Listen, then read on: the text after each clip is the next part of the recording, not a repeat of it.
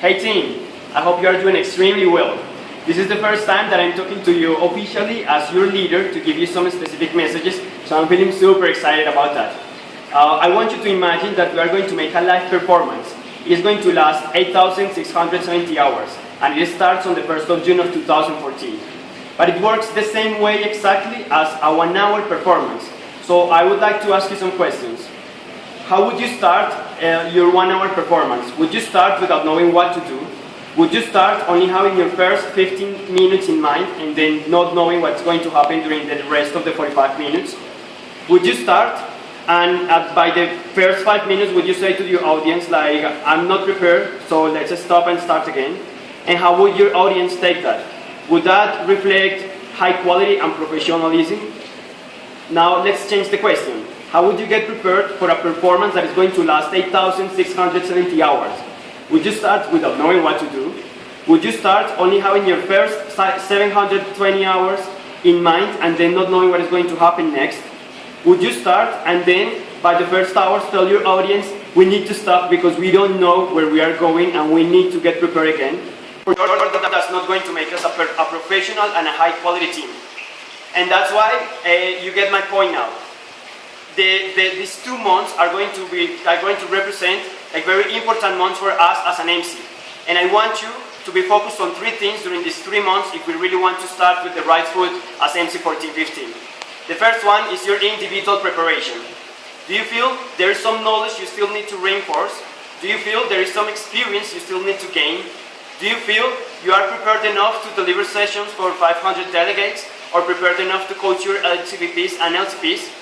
So I want you to make a checklist of all the things you need to get prepared at and then prioritize the only 3 of them, like 3 of them maximum, and you're going to share them with me during our first one-on-one meeting. The second thing is whatever happens during these 2 months in the MC is going to affect our MC. So I need you to go beyond in the transition process. You need to go beyond a single chat, just understanding your role. We need to make it more practical. So I want you to assume some small responsibilities together with your current MCVP and start working on them. Schedule some hours per week, either it is 1 hour per day, 2 hours every 2 days, 1 entire afternoon or 1 entire weekend to work as MC 14-15. But agree on that with your current and start working with him. And the third thing, when I was applying for MCP, I received one of the most important advices.